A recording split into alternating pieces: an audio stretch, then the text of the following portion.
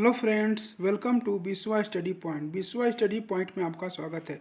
आज हम समान ज्ञान के कुछ इंपॉर्टेंट क्वेश्चन देखेंगे जो अक्सर किसी न किसी एग्जाम में पूछे जाते हैं।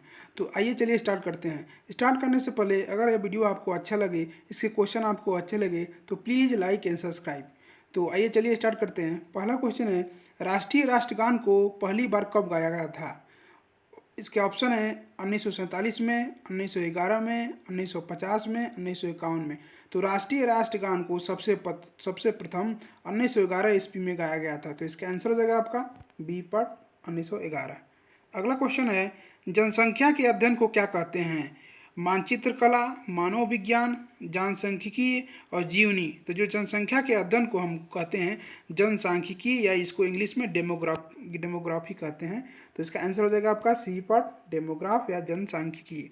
अगला क्वेश्चन है, चालुक्य वंश का सर्वाधिक प्रसिद्ध शासक कौन था? ये इंपॉर्टेंट क्वेश्चन है, ये पूछा हुआ क्वेश्चन है, तो अक्सर एग्जाम में पूछता है। तो चालुक्य वंश का जो सर्वाधिक प्रसिद्ध शासक कौन सा था? इसके ऑप्शन है पुलकेशिन द्वितीय, पुलकेशिन प्रथम, रविकृत और मंगलेश। तो जो पुलकेशिन द्वितीय था वो चालुक्य वंश का सबसे सर्वाधिक प्रसिद्ध शासक था। तो इसका आंसर हो जाएगा आपका ए पार्ट पुलकेशिन द्वितीय। अगला क्वेश्चन है, हर्षचरित के लेखक कौन थे? ये इंपॉर्टेंट क्वेश्चन है। ये हर्षचरित बुक है, इसके लेखक कौन है? अक्सर एग्जाम में पूछता है, ये क्वेश्चन रिपीट भी होता रहता है अलग अलग एग्जामों में। तो इसके ऑप्शन है बाणभट्ट, अमर सिंह, कालिदास, हरिसिंह। तो जो हर्षचरित के लेखक हैं वो हैं बाणभट्ट। तो इसका आंसर हो जाएगा आपका ए पार्ट बाणभट्ट। अगला क्वेश्चन है, कादम्बरी नाटक के लेखक कौन हैं? इसके ऑप्शन है बाणभट्ट, हर्षवर्धन, भास्कर वर्धन और बिंदुसार। जो कादम्बरी नाटक है उसके लेखक भी बाणभट्ट है। ये भी इंपॉर्टेंट क्वेश्चन है।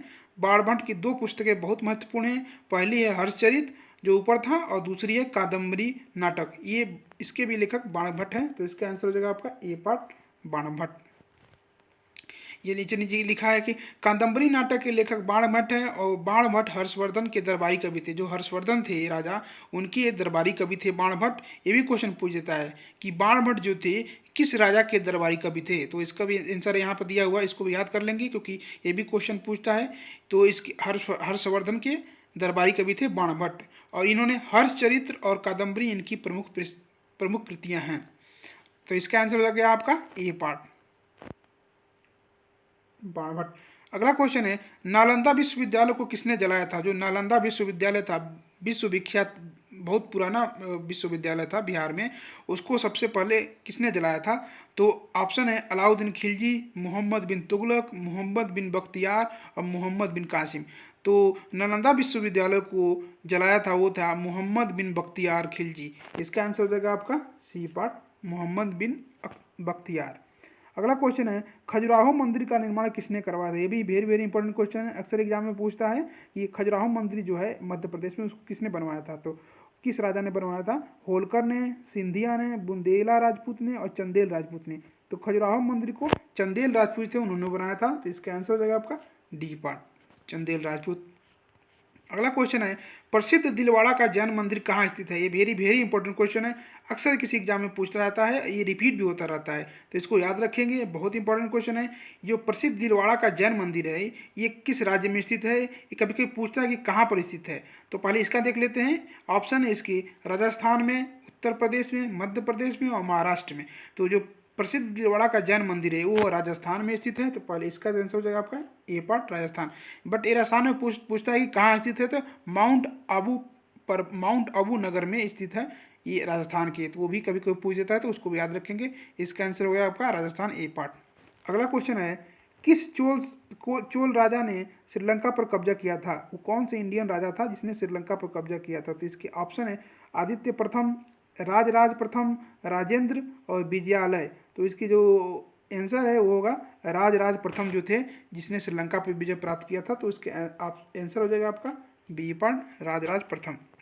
अगला क्वेश्चन है, विश्व की सबसे लंबी बलुआ पत्थर की सुरंग कहाँ खोजी गई है? विश्व की जो सबसे लंबी बलुआ पत्थर की सुरंग है वो कहाँ खोजी गई? इसके ऑप्शन है मेघालय, सिक्किम, त्रिपुरा, अरुणाचल प्रदेश। इसका आंसर हो जाएगा आपका क्या? मेघालय। मेघालय में खोजी गई है विश्व की सबसे लंबी बलुआ पत्थर की सुरंग। तो इसका आंसर हो जाएगा मेघालय ए पार्ट। अगला क्वेश्चन है, नर्मदा बचाओ आंदोलन के संस्थापक कौन कौन हैं? अन्ना हजारे, मेधा पाटकर, शांता सिन्हा और मानसी प्रधान। जो नर्मदा बचाओ आंदोलन है उसके संस्थापक थे मेधा पाटेकर। तो इसके आंसर हो जाएगा आपका बी पार्ट, मेधा पाटेकर। अगला क्वेश्चन है, राज्यसभा के लिए नामित प्रथम फिल्म अभिनेत्री कौन सी थी? जो राज्यसभा के लिए नामित नॉमिनेटेड जो प्रथम फिल्म अभिनेत्री थी वो कौन सी थी? नरगिस थी, मधुबाला थी, हेमा मालिनी थी और शोभना भारती थी। तो राज्यसभा के लिए नामित प्रथम अभिनेत्री थी वो थी नरगिस। तो इसका आंसर हो जाएगा आपका ए पार्ट।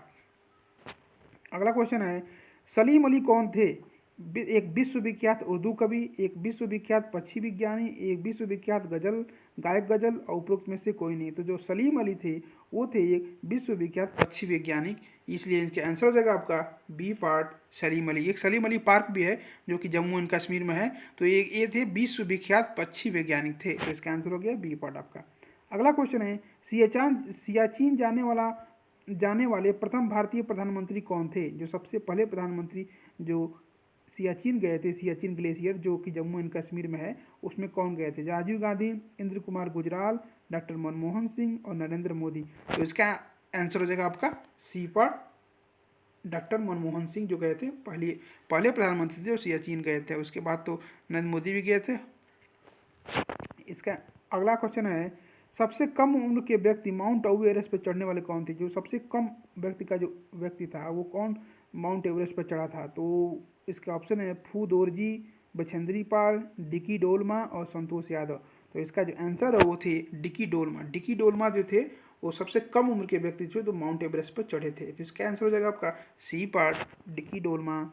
अगला क्वेश्चन है, अंतरिक्ष में जाने वाली प्रथम भारतीय महिला कौन सी थी? बछेंद्री पाल, हरबंस कौर, ज्योतिर्मय सिकंदर और डॉक्टर कल्पना चावला। तो ये क्वेश्चन सबको याद होगा, ये थी डॉक्टर कल्पना चावला जो कि अंतरिक्ष में जाने वाली प्रथम भारतीय महिला थी। इनकी मौत उधर से लौटते समय अंतरिक्ष में ही हो गई थी एक रॉकेट दुर्घटना में। तो इसका आंसर हो जाएगा आपका डी पार्ट, कल्पना चावला। अगला क्वेश्चन है, पृथ्वी सूर्य का चक्कर कितने दिनों में लगाती है? 365 दिन में, 365.15 दिन में, 365.256 दिन में, 366 दिन में। तो ये पृथ्वी के जो चक्कर लगाती है सूर्य का वो लगाती है 365 सही 1/4। इसको ऐसे भी लिखते हैं या 365 दिन और 6 घंटे भी लिखते हैं या 365.256 भी लिखते हैं। ये तीनों आंसर सही है। इसको अलग अलग लिखने का तरीका होता है, लेकिन बेसिकली हम याद रखेंगे 365 इंटू 1/4 या 365 दिन और 6 घंटे। तो इसका आंसर हो जाएगा आपका सी पार्ट। इंपॉर्टेंट क्वेश्चन है, इसको याद रखेंगे।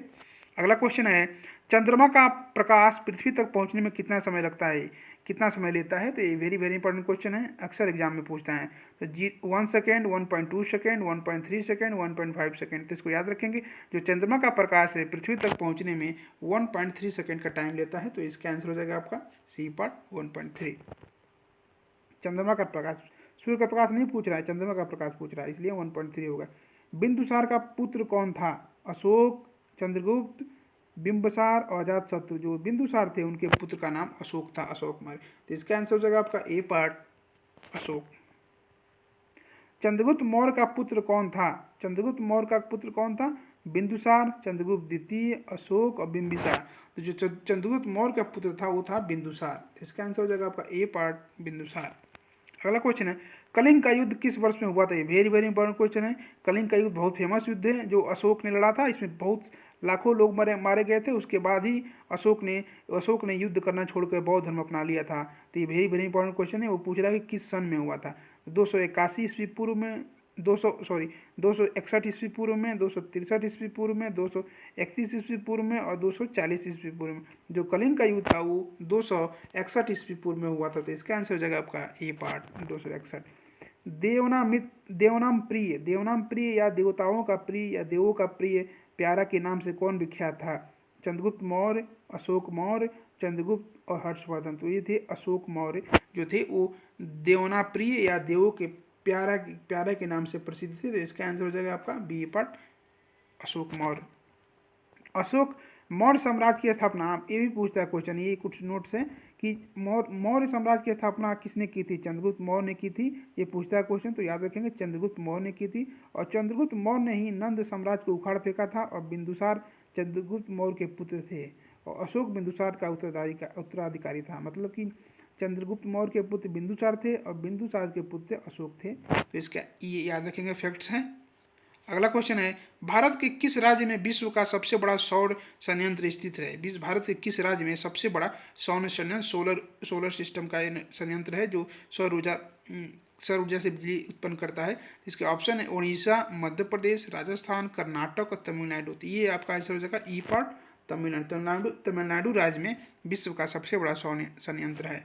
इसका आंसर हो जाएगा ई पार्ट। अगला क्वेश्चन है, इसरो ने सूर्य के अध्ययन के लिए कौन सी योजना बनाई है? इसरो ने सूर्य की सतह की योजना के लिए कौन सा अपना लॉन्च किया है? आदित्य L1, ऑर्बिट L1, अवतार L1, निसार L1 और सूर्य L1। तो इसरो ने ये आदित्य L1 नाम से कार्यक्रम लॉन्च किया है ये सूर्य के अध्ययन के लिए। तो इसका आंसर ये पार्ट हो जाएगा आपका आदित्य L1। अगला क्वेश्चन है, यह घोषणा किसने की थी कि लोकतंत्र ऐसी सरकार होती है जो जनता के द्वारा और जनता के लिए ही होती है? ये लोकतंत्र की जो परिभाषा है, ये एक परिभाषा भी है, जो जनता के द्वारा जनता की और जनता के लिए जो सेवा होता है, जो शासन किया जाता है, वही लोकतंत्र होता है। इसको सर्वप्रथम किसने कहा था?